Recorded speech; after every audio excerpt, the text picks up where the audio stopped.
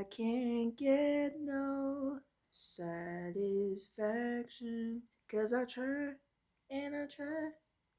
Except in this particular thing we're talking about today, the individual doesn't know how to try. Or they don't try to the point that they end up dying of starvation and dehydration. I don't know if you're familiar with this. There is a philosophical concept or theory that was posed. I think it was called like Burnay's ass, where it's a donkey. The donkey's presented with two bales of hay, equally distanced from each other and him. And then the donkey proceeds to not be able to choose which one to eat from, and then eventually dies of starvation. I, at one point, was confused about this theory and got it mixed up with something else, thinking the donkey got a bale of hay and a bowl of water, and it was equally hungry and thirsty, but turns out that that's from an earlier theory that Aristotle actually made fun of because he believed the person would be able to choose and I guess solve the dilemma. So in the one that Aristotle made fun of, the person was equally hungry and equally thirsty, presented with food and water. And I guess in this dilemma, the person doesn't decide and ends up dying. But Aristotle thought that that was funny and not realistic. So in this video, I'm gonna kind of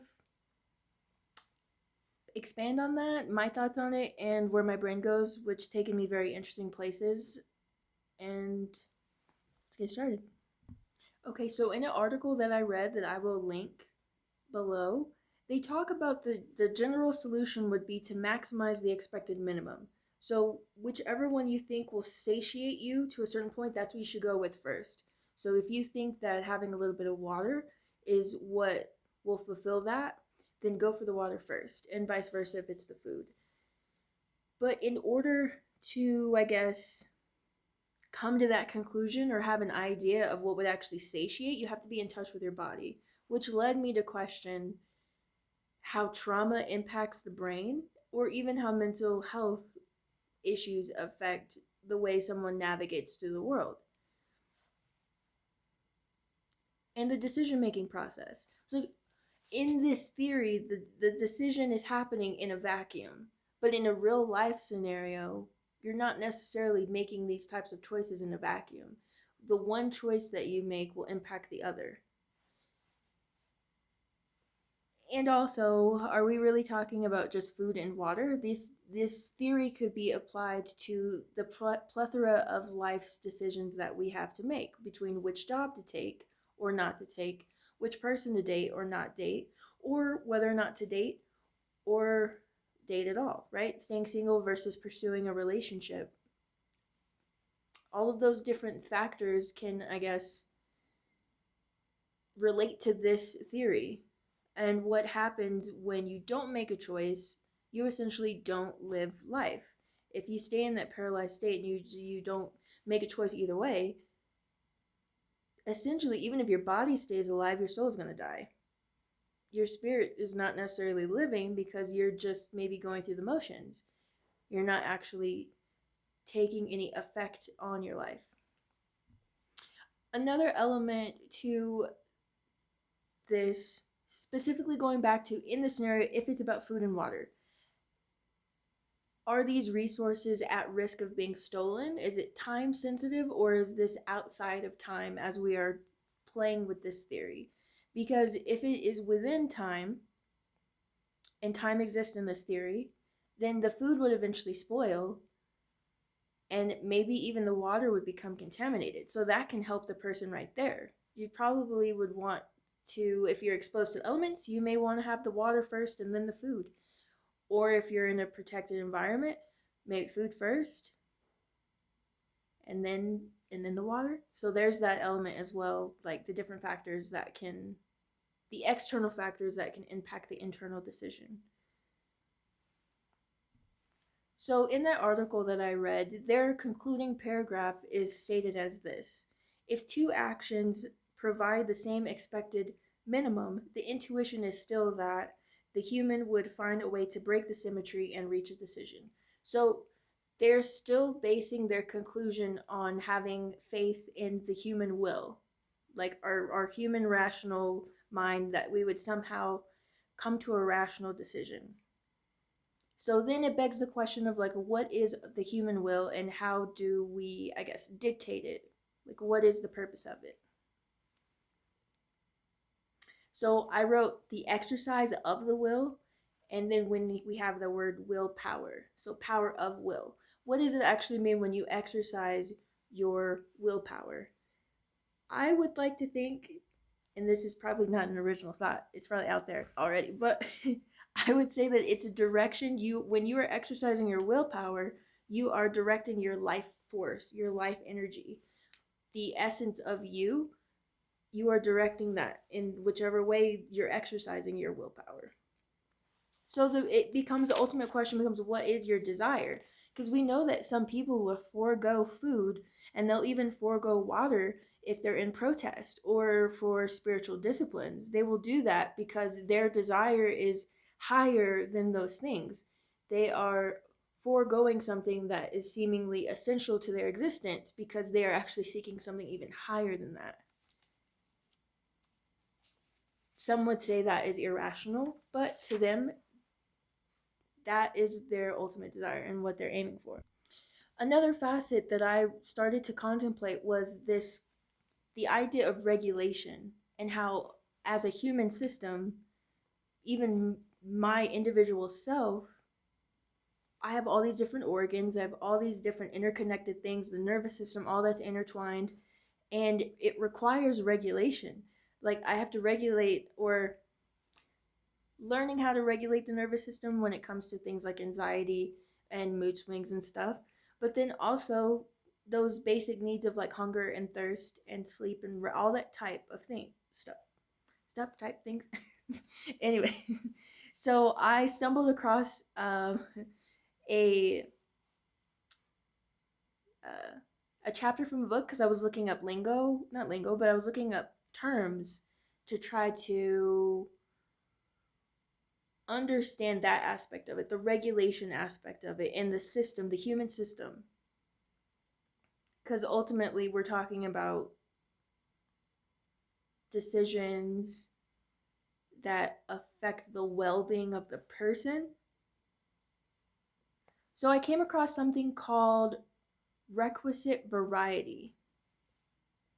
And it's a cybernetic principle, which I don't even know what that means. I just came across it today. So there may be a part two as I learn more. But the cybernetic principle of requisite variety states that to cope with external perturbations, that's a mouthful, that menace its normal functioning or even integrity, a system must possess an internal variety at least as great as the variety of the perturbations. So that, I think that is a very fancy way of saying that whatever is on the external that can cause stress, and that can cause tensions, and just all of the different external factors, your inner network, your inner coping strategies, your inner maybe awareness or understanding of things needs to be equal to your external environment, or it needs to be even greater, or the integrity of your system is going to collapse. So, all of this to say is, I think the way that you can decide if you're going to have the water or the food is to decide what you actually want.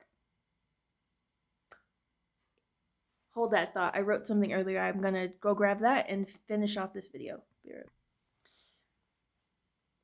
The conclusion that I came to at the moment is that the human presented within that dilemma, in that theory, would ultimately choose life. And with when they direct their willpower to that choice of, I'm going to choose life, the answer will then present itself of what they need the most in that moment. So then it would become a hierarchy of needs. So they say, okay, I'm, instead of feeling like I'm trying to choose between the water and the food, I'm going to elevate my choice and I'm going to choose life. And then the brain would then automatically probably regulate itself and manage that stress that it's under because of the hunger and the thirst. And then it was like, then a decision would present itself, the human would then select the one, and then that would be satiated, and then they would select the other, and then they would just keep going about their life.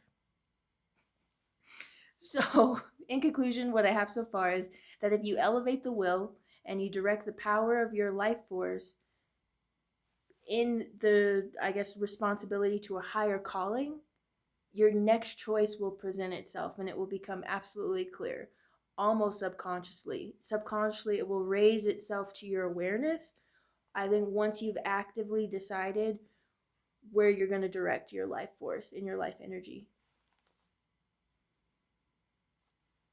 And that's the video, I guess.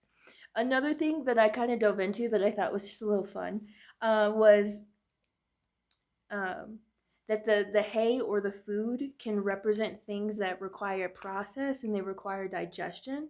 So there's more time that's involved with it. It's a slower process. So metaphorically speaking, those can be things that you don't see the results automatically.